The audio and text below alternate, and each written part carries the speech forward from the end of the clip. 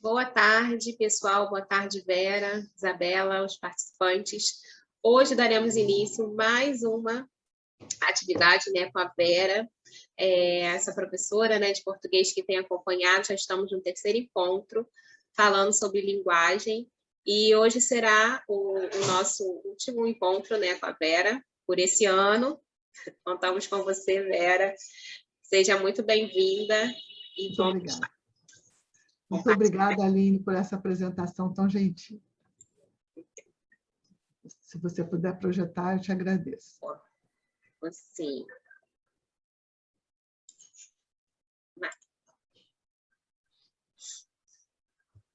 Compartilhou? Está abrindo. Bom, então, como vocês viram, esse é o nosso terceiro encontro. Continuando com a ideia de ler o poder das palavras, é um projeto experimental aqui do Instituto Rogério Steinberg e que vai ser, então, avaliado agora no final do ano e vamos ver que continuidade será possível dar no próximo ano. Agradeço a todos os que compareceram aqui, que desfrutaram da nossa companhia, e eu que desfrutei da companhia de vocês, estou muito contente. Pode passar, Aline, por favor. Então, retomando aquela nossa conversa, nós trabalhamos aqui, naquele primeiro encontro, as questões de enunciação, de enunciador. No segundo encontro, nós trabalhamos a questão da polifonia e entramos brevemente na discussão da heterogeneidade enunciativa, e aqui eu retomo essa discussão da heterogeneidade enunciativa, porque ela é fundamental para o que vai vir a seguir. O que quer dizer heterogeneidade enunciativa? O que é uma coisa heterogênea? Uma coisa heterogênea que é composta de partes que não são exatamente iguais. Elas podem até ser equivalentes, mas elas não são exatamente iguais. E o que quer dizer heterogeneidade enunciativa? Quer dizer que toda enunciação é heterogênea pela sua própria natureza. E essa heterogeneidade vem por causa daquele fenômeno da polifonia, que nós tratamos no nosso segundo encontro. As múltiplas vozes que vão, então, se organizar numa determinada situação de enunciação e que vão me permitir falar com essas vozes todas compondo a minha fala, e não necessariamente eu estarei identificando essas vozes ou não. Vai depender das circunstâncias. As línguas têm limites, elas delimitam onde começa uma fala, onde começa outra, mas algumas falas elas escapam sem delimitação. Nós não temos um controle absoluto por tudo que nós trazemos junto conosco para falar, né? Agora, essa definição que está aqui, ela nos ajuda a compreender, então, o que eu estou entendendo por heterogeneidade enunciativa. Nenhuma enunciação pode ser atribuída exclusivamente a quem enunciou. O que quer dizer isso? Lembra que eu falei? A visão de eu? Tinha uma visão de eu que era o eu é o dono da palavra, aquilo que eu falo é meu e exclusivamente meu. Então, essa proposta teórica vai dizer para a gente que nenhuma enunciação pode ser atribuída exclusivamente a quem enunciou. Eu que falei aquilo, sou autor daquilo até um certo ponto. A partir de um determinado momento, aquilo que eu falei já está sendo atravessado por outras coisas que já foram lidas, ditas antes de mim. Toda enunciação é um produto, que eu estou com o negócio aqui em cima, não li, é o produto da interação entre falantes e, em termos mais amplos, de toda uma situação social em que ela surgiu. Lembram dos cartazes, das frases soltas? Nós precisamos, para aquelas frases soltas, encontrar o contexto dela, lembram? Hasta la vista, baby? Lembram disso? A gente precisou criar um contexto para entender aquela frase. Então, como é que eu vou identificar a palavra do outro na minha fala? Que marcas serão essas que vão me ajudar a entender quando é que eu trago a palavra de outro para a minha palavra? Essas marcas elas vão ser fundamentais porque elas indicam posicionamentos. O que são posicionamentos? São indicações, indícios. Lembra dos mistérios? A gente tem que tratar os textos como mistérios. Então, são indícios de determinado mistério podendo ser desvendado. Então, quando eu trago a palavra de alguém para a minha fala, eu posso trazer para me associar a ela, para me opor a ela, para abrir um debate sobre ela. Então, eu já estou criando condições para que essa palavra do outro tenha um certo significado na minha própria palavra. Vamos passar a seguinte, por favor, Aline. Eu trouxe aqui um exemplo para a gente pensar juntos. Múltiplas vozes numa mesma situação de enunciação. Deixa eu chegar para cá, que está cobrindo aqui a minha frase. Dias atrás, no final da tarde, a secretária de um órgão público recebeu um telefonema. Na linha, a voz de uma criança que parecia assustada. Soluçando, ela expressa em palavras a gravidade da situação. Mamãe dodói, mamãe dormindo em cima. Isso está num jornal, é uma notícia de jornal. Não importa qual é o jornal, não importa qual é o ano. O que eu quero chamar a atenção aqui? Nós temos aqui duas enunciações diferentes. Nós temos a enunciação 1, que é o jornalista que enuncia uma notícia. Mas o jornalista ele não aparece como eu, porque não é da natureza desse tipo de texto, a notícia, o jornalista dizer: eu ontem vi que uma pessoa foi atropelada na rua, então eu liguei para a polícia para avisar. A notícia não é assim. A notícia ela faz um apanhado e ela resume para que a gente possa ter, então, conhecimento de alguma coisa que sucedeu. É da natureza da notícia e, portanto, que eu não reconheça o eu ali expressamente colocado. Mas isso não quer dizer que não tenha um eu. Tá? Então, vamos deixar claro que aí que o eu existe. O que está em amarelo, mamãe dodói, mamãe dormindo em cima, está sendo atribuído a uma outra voz. Uma voz infantil, a uma voz de uma criança, que dá essa informação, mamãe dodói, mamãe dormindo em cima. Como é que o jornalista soube que uma secretária de um órgão público recebeu um telefonema de uma criança? Ele dá essa informação para a gente.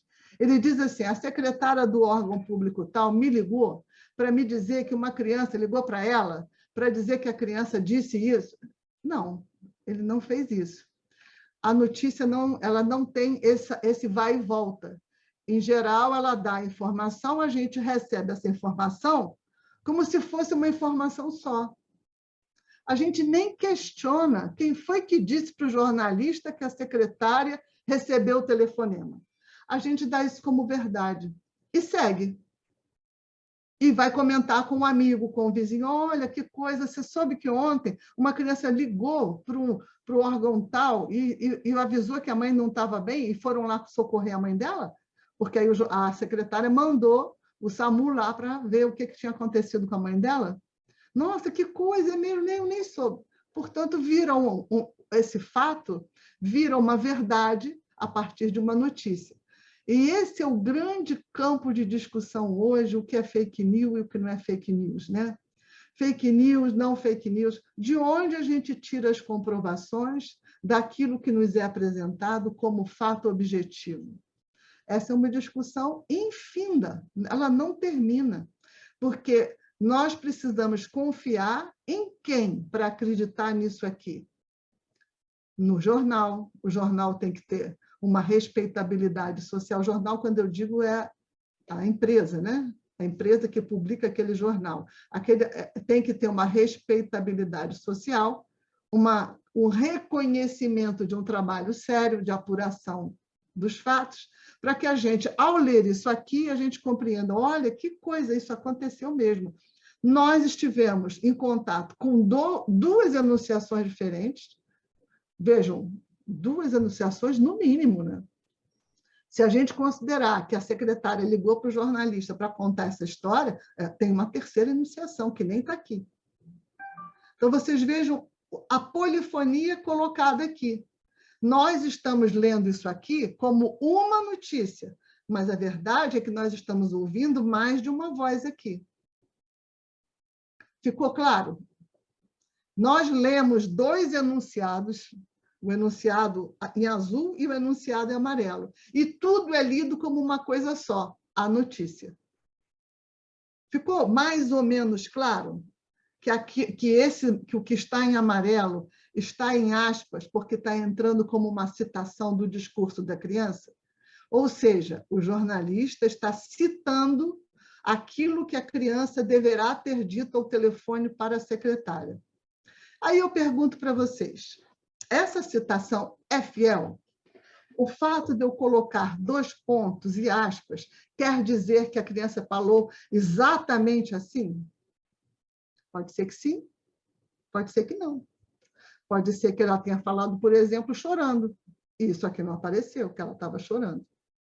Pode ser que ela tenha falado, por exemplo, em vez de mamãe dormindo, ela tenha falado mamãe mimindo. Pode ser. E ela foi trazida dessa forma. Então, uma coisa muito importante que a gente vai repetir hoje bastante é a citação, mesmo quando ela entra entre aspas, como discurso direto, não quer dizer que aquilo seja exatamente assim.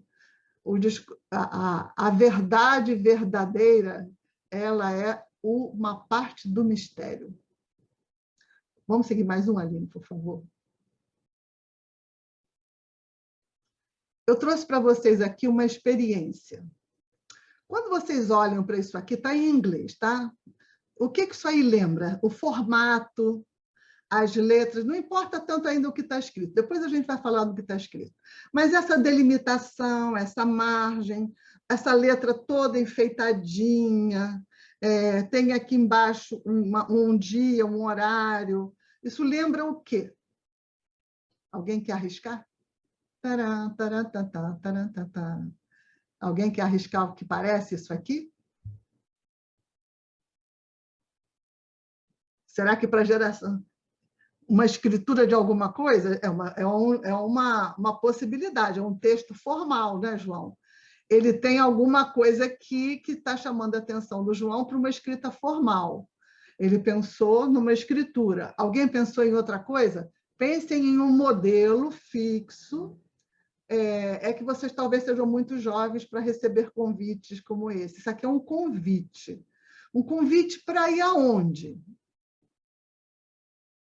Vamos dar uma olhadinha. Eu vou fazer aquela tradução mais ou menos do inglês, tá? Mais ou menos. Vamos começar lá em cima, olha lá. You are regretfully invited to the wedding between my perfect son, the doctor, and some cheap-to-beat tramp. Vou parar aqui. Então, you are, né? Você está regretfully, olha só, regret é arrepender-se, é um arrependimento. Fully, que em inglês quer dizer muito, né? Regretfully invite, você está lamentavelmente convidada. Alguém convida alguém lamentavelmente? Gente, alguma coisa está acontecendo nesse convite, né? Convite para quê? To the wedding. Alguém conhece essa palavra do inglês? Wedding? Alguém conhece? Casamento, né? Então, olha lá. Isso. Até divórcio. Mandou bem, João. Ela está convidando para o divórcio direto, né? Não? Muito bom. Espera aí que caiu alguma coisa aqui. Sumiu aqui o negocinho. Aline, socorro, Aline. O negocinho sumiu. Cadê a Aline? O que sumiu? Sumiu da tela a imagem do convite maluquinho aqui que eu estava vendo com eles. Ué, não está aparecendo. Calma aí.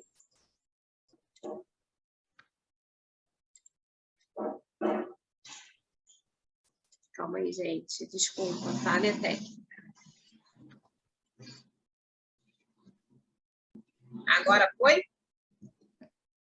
Ainda não. Ué, não, é o slide 4, Aline, que você tem que botar. Você voltou para o início. Isso, é o 4. Ah, tá. Mas ele chegou a abrir, né? Sim, abriu, ele já estava lendo.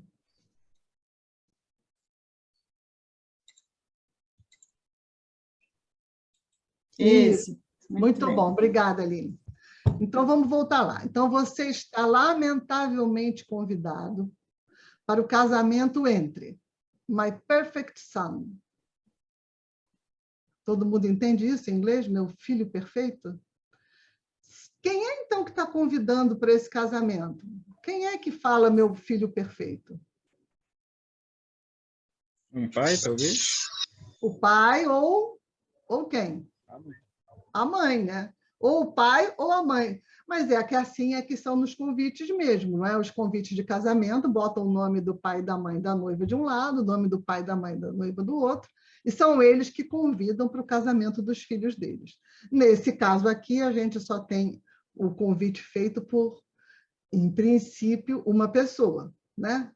Porque ela fala my perfeição, então meu não é nosso, ela não botou nem a pessoa, ou ele ou ela não botou nem o seu companheiro ou sua companheira nesse convite. Então, você está lamentavelmente convidado para o casamento entre o meu filho perfeito, the doctor, o doutor, e Sam, e uma... Isso aqui é uma gíria, tá? É cheap to beat tramp, é assim, é uma qualquerzinha aí. Uma qualquerzinha, uma coisinha michuruca, vamos dizer assim, essa gíria michuruca é meio antiga, né? Não é para vocês, mas enfim, é uma qualquerzinha. Whose name escapes me right now?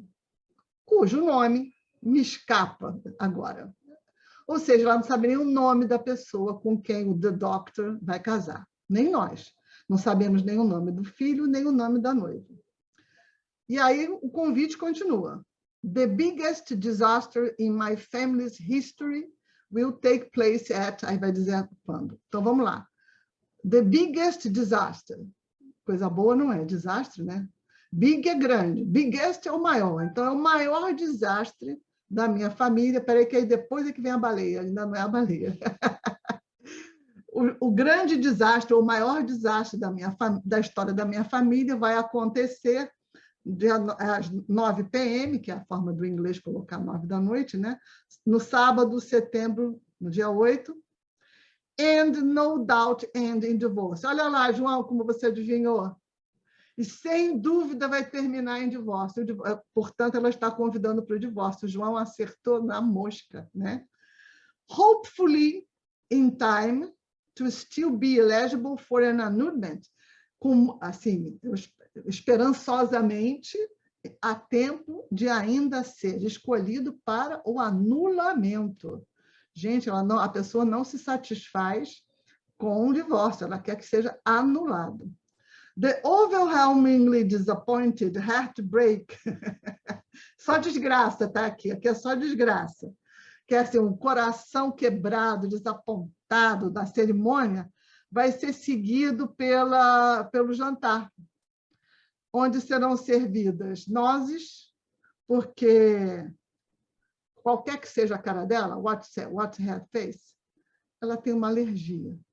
Então, vão ser servidas nozes, porque aquela cara qualquerzinha lá tem alergia. Tacando só desgraça na noiva. Que isso? Que isso, Gustavo.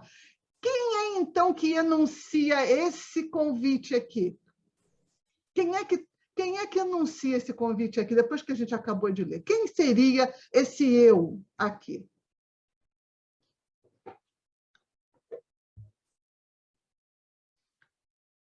Nós ficamos em dúvida se era o pai ou se era a mãe, né, do noivo. E agora, o que vocês acham que é? A mãe, João, vamos lá. Quem é que... Por ser a mãe do noivo, por que vocês pensaram que seria a mãe do noivo? Qual é a disputa que está aparecendo aqui nesse modo de fazer um convite? Tem uma disputa aparecendo aqui. Qual é essa disputa? Entre quem? Entre quem? É uma disputa clássica. Tem piada sobre isso, tem filme sobre isso. Meu pai não me chama de filho perfeito, só minha mãe. Perfeito, João. Então, a mãe do filho perfeito com a nora insuportável, não importa quem seja. Essa é a discussão de fundo que está aqui. Olha a polifonia aqui. Quais são os discursos que estão atravessando essa brincadeira aqui desse convite? É uma brincadeira, mas é uma brincadeira com um pé muito forte na questão cultural e social. Compreenderam? Eu não posso ler isso aqui só como piada. Ela é uma piada, sem dúvida nenhuma, pelo menos a gente espera que seja, né? Eu nunca espero encontrar um convite desse para ir a um casamento de ninguém, porque estou indo talvez até para o enterro, né? porque, veja lá, além do divórcio e do anulamento, ainda vão servir nozes que ela tem alergia, pode ser que seja para o enterro. Então, é uma Olha, desgraça total. uma coisa a ressaltar, eles estão vendo a classe social da pessoa, tipo, ela é uma qualquer e meu filho é um doutor. Perfeito. Olha quantos discursos estão atravessando aqui esse convite. Tem preconceito social, não é? Tem o embate sogra-nora, que aqui está declaradamente em guerra, não é nem um embate qualquer, né? Não é assim, minha sogra se mete no meu almoço, não é isso, tá? É uma coisa muito mais grave. Então, vocês vejam que numa recomposição de um convite tradicionalíssimo, porque esse aqui é um convite de casamento tradicional, eu podia trazer para vocês 1000 outros modelos de convite de casamento que não tem nada a ver com isso aqui. Então, isso aqui é um convite tradicional, com um embate social marcado aqui, que o Gustavo chamou a atenção, o doutor, né? Não é qualquer filho, não é nem só porque ele é perfeito, né, João? Ele é perfeito e, além disso, ele é o doutor. Então, vocês vejam que, socialmente, aqui a gente tem vários discursos. É polifônico nesse sentido. Eu tenho muitos discursos atravessando aqui. E aí, o que o nosso autor, que está nos ajudando aqui a compreender isso, ele diz que compreender um signo consiste em aproximar o signo apreendido de outros já conhecidos. É aquilo que a gente fez de início. Eu mostrei para vocês isso aqui, todo mundo entendeu que era uma linguagem formal. Todo mundo entendeu. Chegamos à conclusão que é um convite de casamento e que ele tem aqui uma crítica social muito forte. Então, eu tenho um gênero de texto conhecido, usado de forma particular, e quais são as vozes que eu reconheci aqui? Eu reconheci vozes de preconceito social, eu reconheci vozes de embate entre o estereótipo de sogra e o estereótipo de nora. E talvez eu reconheça outros discursos aqui se eu prestar mais atenção. Então, é isso que é a heterogeneidade anunciativa. É num enunciado, eu encontro muitas vozes. Vamos passar para o próximo, Aline, por favor.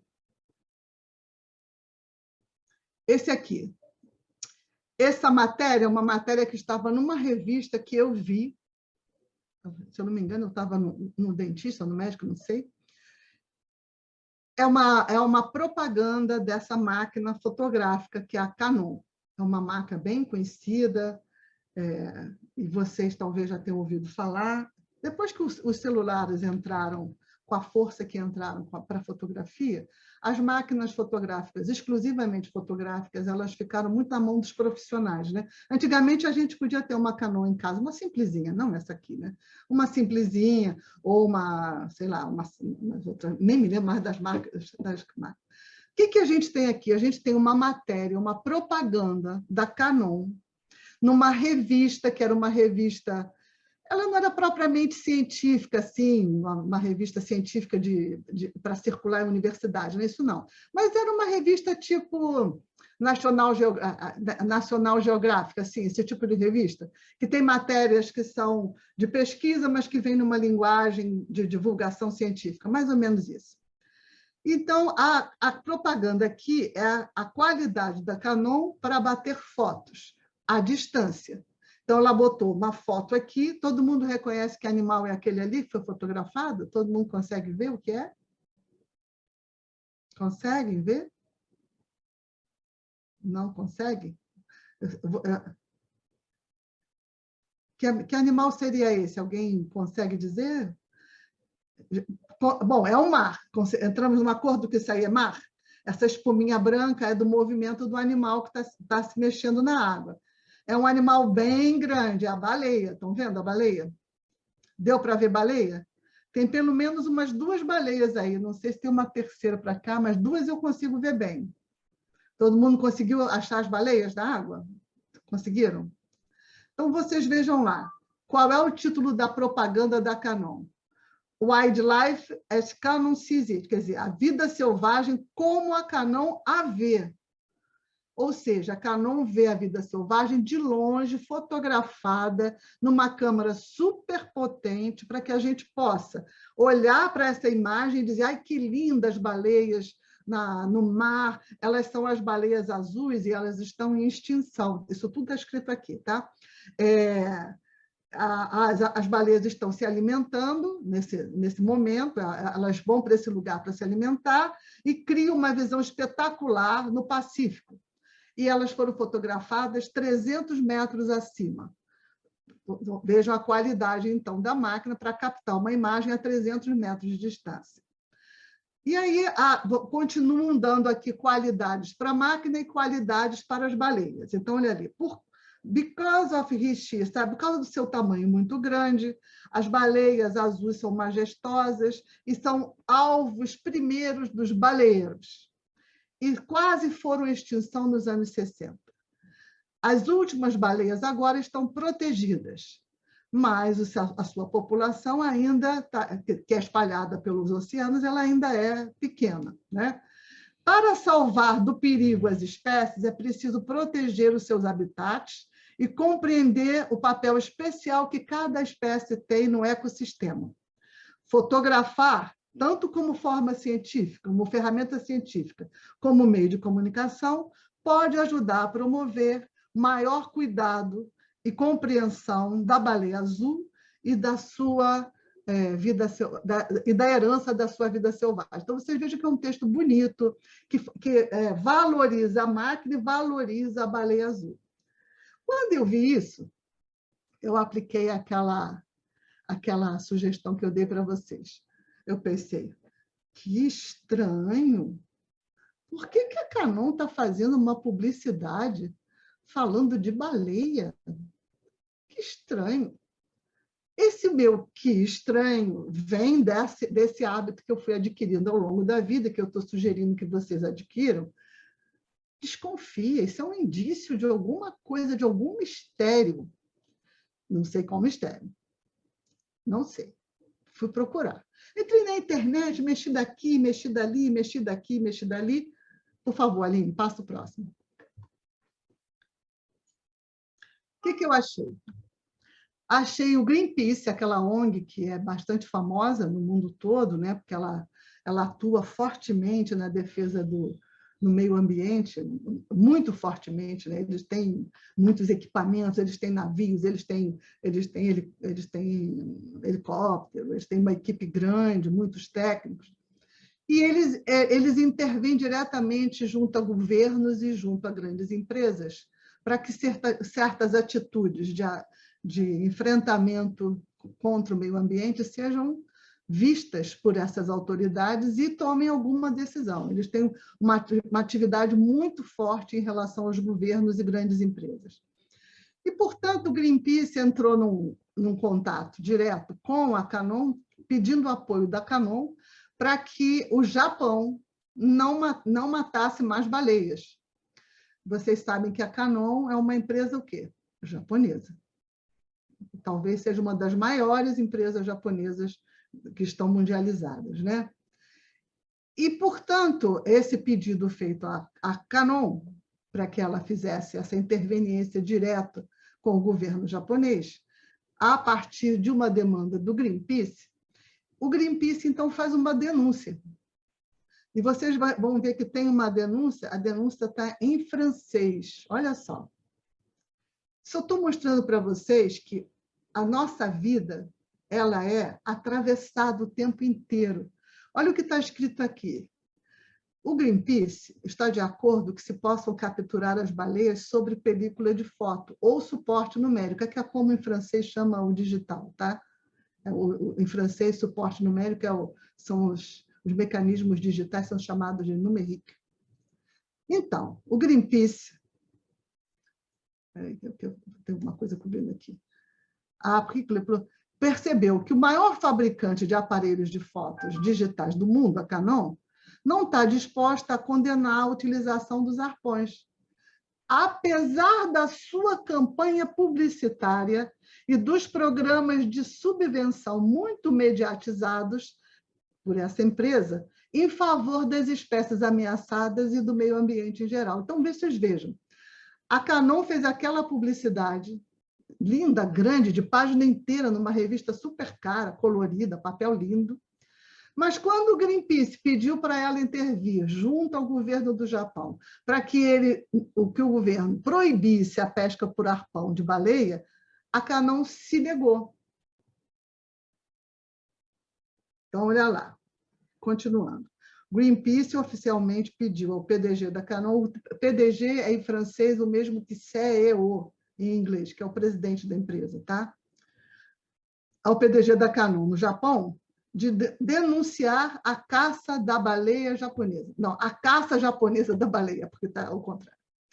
Mas, a partir de uma resposta da Canon, que a Canon faz, que aqui eu estou cobrindo a palavra, eu me perdi na frase. Mas numa resposta que a Canon fez chegar ao Greenpeace, aqui o Greenpeace faz uma ironia, não? Fleuron de la indústria japonesa, quer dizer, essa beleza da indústria japonesa, recusou a tomar posição contra o massacre de milhares de baleias situadas no santuário baleeiro do Oceano Antártico. Aí vocês perguntam, o que uma coisa tem a ver com a outra? Tem tudo.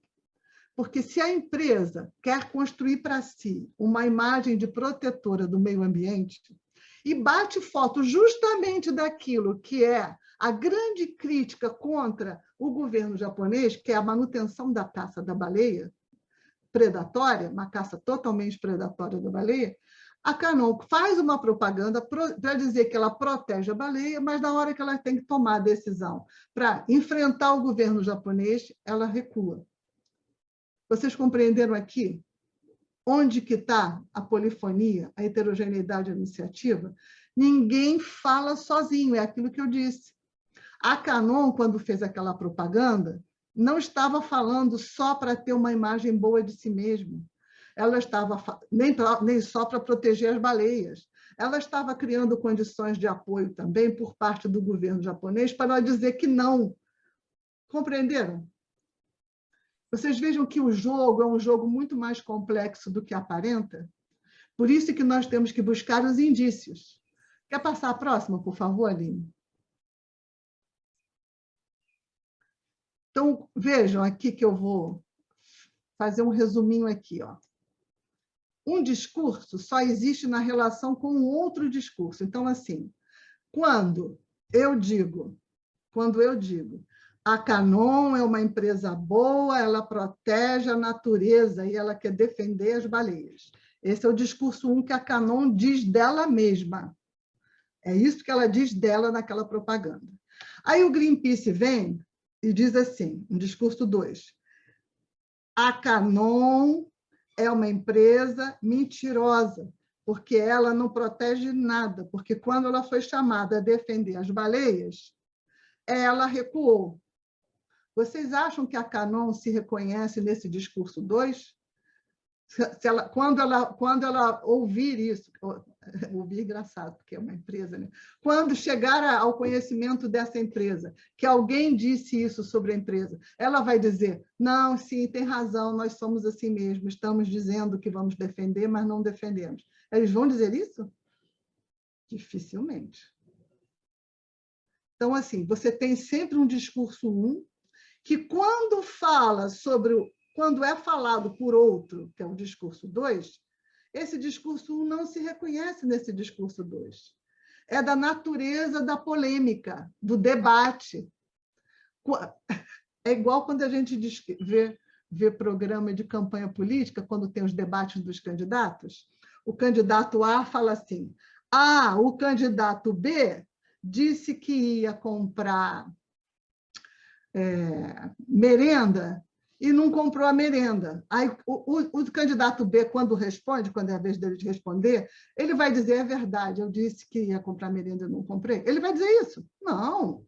Ele vai dizer, de forma nenhuma. A merenda foi comprada, sim, senhor. Pronto, a polêmica está instaurada, porque as vozes estão em embate. Então, nós estamos lidando com a heterogeneidade iniciativa, com essas vozes que circulam em embate, e, portanto, nós estamos lidando basicamente com os discursos polêmicos.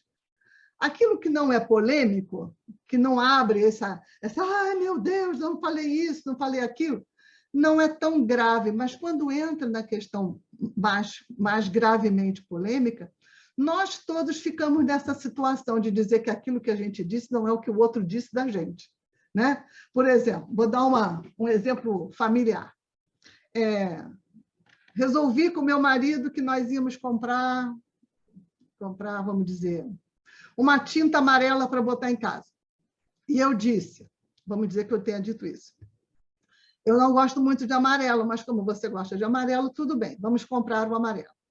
E aí a gente vai para a loja e chega na loja, o meu marido fala para o vendedor, ela não quer amarelo, mas eu quero amarelo. Então, aí eu digo, não, eu não disse que eu não quero amarelo, eu disse que eu não gosto muito de amarelo. Pronto, é a polêmica instaurada, porque quando você não reconhece a forma como o outro toma a sua palavra para ser levado adiante, você rebate, é normal. É da nossa vida. Por isso que a gente tem que prestar atenção daquilo como aquilo que a gente disse foi retomado por outro. Parece complicado, mas não é. Confesso que não é. Vamos seguir adiante. Vamos mais um pouquinho, Aline, por favor.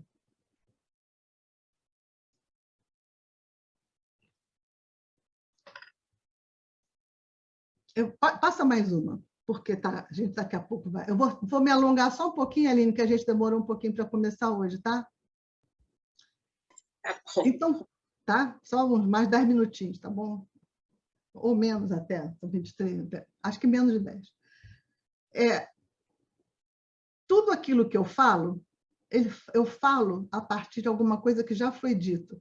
Pensem na propaganda da Canon, ou pensem no convite de casamento. Aquele convite de casamento, ele já foi dito, como convite mesmo, né? Ele já foi dito antes. Eu retomo para dizer de uma outra maneira, por alguma razão. A propaganda da Canon, ela conversa com algum dito antes, que é a crítica à pesca da baleia japonesa. Tudo que a gente fala, tudo que a gente produz, ele tem uma conversa com aquilo que existe e com o que está por vir, porque eu pressuponho também o que pode vir. A gente pressupõe as consequências, e quando a gente pressupõe as consequências, a gente também conversa com essas consequências quando produz alguma coisa, tá? Pode passar, eu quero chegar a uma outra coisa. Pode passar, Aline. Vou pular essa por enquanto, se der tempo eu volto nessa. Pode pular, eu quero chegar aqui. Isso. Vejam aqui. Quantas vozes tem aqui? Brasil é o país com menor rejeição à vacina na América Latina, diz Banco Mundial. Então, vocês vejam aqui, esse diz avisa para nós que essa informação que vem antes foi da responsabilidade do Banco Mundial. Concordam comigo? Mas quem disse isso foi o Banco Mundial. Quem disse que a menor rejeição à vacina na América Latina no Brasil foi o Banco Mundial, não sei eu que estou dizendo isso. Mas quem é que botou isso na notícia? Foi o jornalista. Portanto, o responsável por essa informação é o jornalista. Vejam como quem passa a informação tem responsabilidade sobre ela. E estou voltando à questão da fake news, né? E é essa responsabilidade que as pessoas que passam fake news não querem que recaia sobre elas. Os jornais têm responsabilidade, você pode processar um jornal a qualquer momento. Se tocarem no seu nome, na sua vida, e você não concordar com o que foi posto ali, você pode processar o jornal. Por isso, eles têm vários mecanismos para diluir a responsabilidade. Mas esse assunto é outra história. Então, olha só. É o que conclui uma pesquisa feita em parceria pelo Banco Mundial e o Programa das Nações Unidas para o Desenvolvimento, PNUD. É o que conclui uma pesquisa. Quem é que está me dizendo que houve uma pesquisa? Alguém me disse antes? Houve uma pesquisa entre o Banco Mundial e o PNUD para ver... Alguém me disse isso? Não. Já está sendo trazido para mim diretamente como uma informação, como algo que eu já sei que existia. Então, vocês vejam como vai se constituindo a polifonia sem uma marca explícita. Isso aqui, a gente agora está começando a ver indícios daquilo que poderá ser marca de uma entrada de uma outra voz. Mas não é igual o diz. O diz é óbvio. Quem disse é o Banco Mundial, ponto. Aqui não. É o que conclui uma pesquisa feita em parceria. Taranã, taranã. Quer dizer, havia uma pesquisa que a gente nem soube que existia e agora ela já está sendo trazida aqui como algo que a gente sabe. E depois, Como é que a pesquisa foi feita? A partir de ligações telefônicas feitas por domicílio. Os dados da segunda fase do levantamento, e a gente sabia que havia uma primeira fase? Não. Mas aqui estão dizendo para a gente que teve uma segunda fase, e que essa segunda fase, os dados foram apresentados na segunda-feira em Washington. E o que houve com os dados da primeira fase? Eles não foram apresentados? A gente não sabe nada. Vocês vejam como a informação pode informar, desinformando ao mesmo tempo. E dando para a gente essas vozes aqui todas, muito certinhas e bacanas, e a gente diz, que beleza, estou bem informado. Né? Pode passar mais um, por favor, Aline.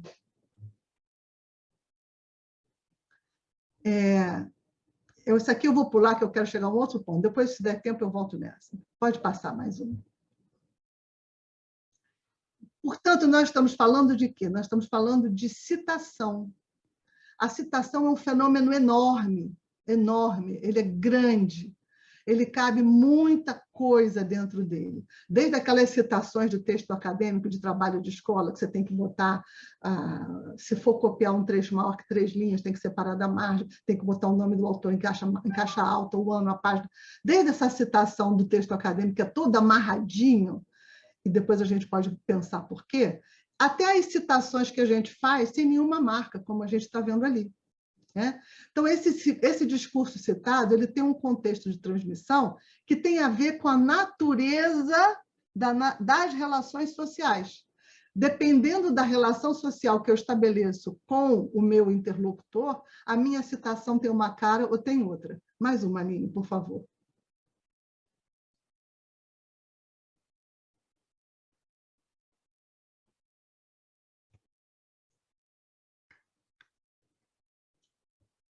O Bakhtin, ele tinha se inspirado na música, lembra? Já que se inspirou na pintura.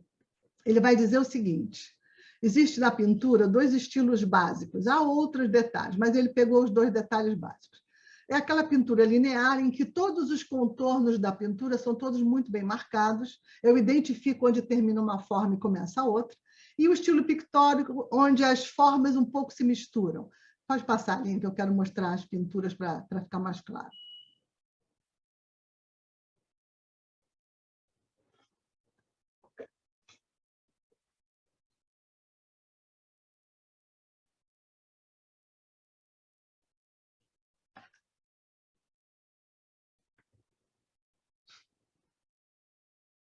Não foi, não. Não foi, não, Aline. Foi Vero que... Pode passar mais uma, por favor. Por exemplo, esse aqui é um pintor da Idade Média, chama Dürer, eu acho que ele é holandês, se não me engano, é dos povos flamengos lá de cima. Então, vocês vejam aqui que, bom, suponho que vocês reconheçam esses personagens. Isso aí, vamos ficar nesse minutinho. Suponho que vocês reconheçam esses personagens, eles são históricos, eles estão ligados a uma certa forma de explicar o mundo, né? Que seria o primeiro homem e a primeira mulher, seria Adão e Eva. E aqui vocês podem ver que o contorno do corpo é visível, a gente reconhece que ela tem uma coisa na mão, e essa coisa é redonda, é meio avermelhada, né? O desenho o cabelo, ele cai aqui, mas você consegue ver um pedacinho do cabelo assim do lado, né? O contorno dele está todo desenhadinho. Eu não misturo o corpo com o fundo. Vamos ver, isso aqui, então, seria o estilo linear, porque eu reconheço as linhas de contorno. A próxima, por favor. Aqui já é um outro estilo, é um estilo chamado pictórico. O contorno já não é tão claro.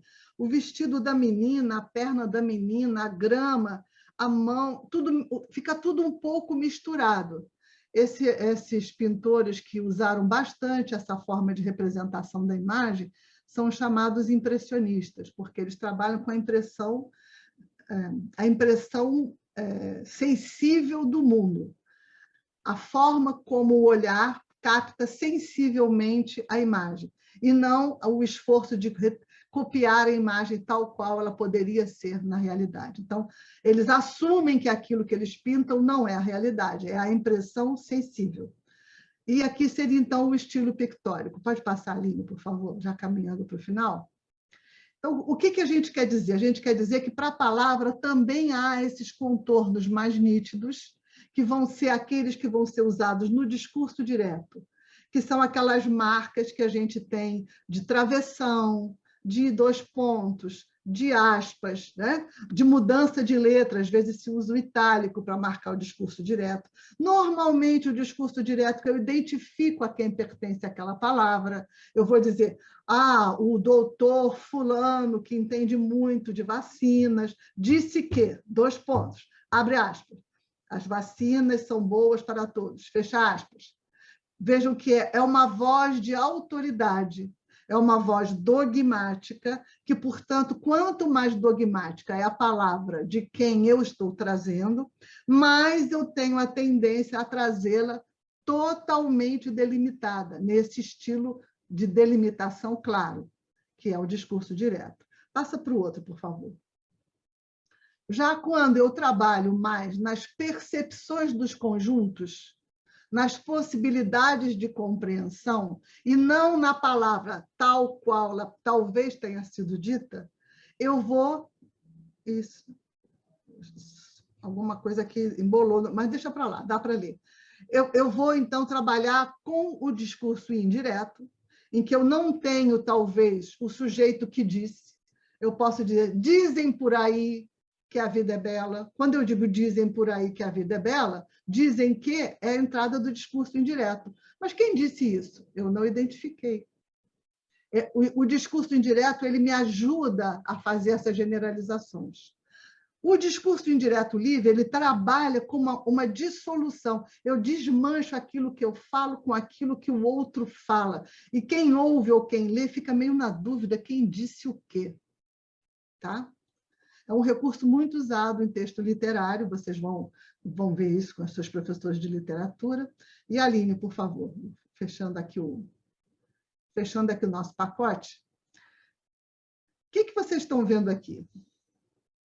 Isso é uma propaganda. Eu olho para isso e eu digo, é propaganda. Propaganda do quê? Perceberam qual foi a brincadeira que rolou aqui? Creme Adobe Photoshop, resultados comprovados. E ali vem um rostinho, um rosto feminino, né? Porque o estereótipo da busca da beleza recaiu praticamente só sobre a mulher, como se os homens também não buscassem a beleza.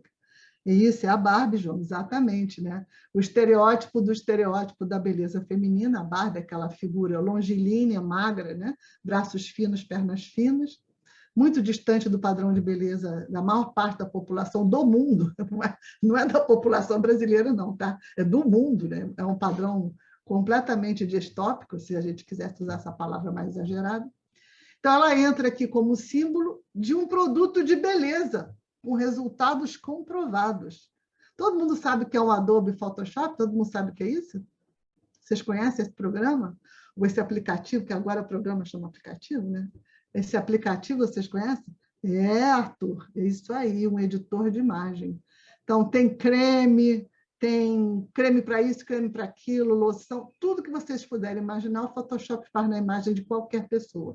Emagrece, engorda, bota mais louro, menos louro, moreno, olho verde, olho azul, o que vocês quiserem, o Photoshop faz. E qual é a brincadeira aqui, se a gente quiser falar de heterogeneidade enunciativa ou de polifonia, de discursos que se entrecruzam? Quem acha que a gente pode fazer um fechamento aqui com essa brincadeira?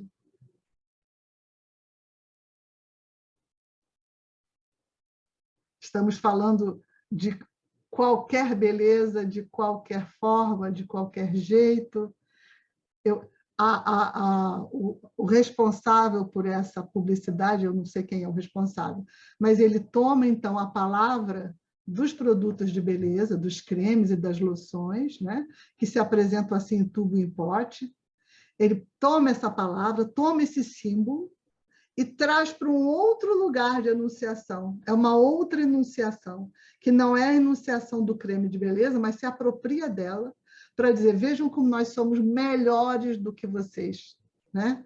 O Photoshop é melhor do que qualquer creme.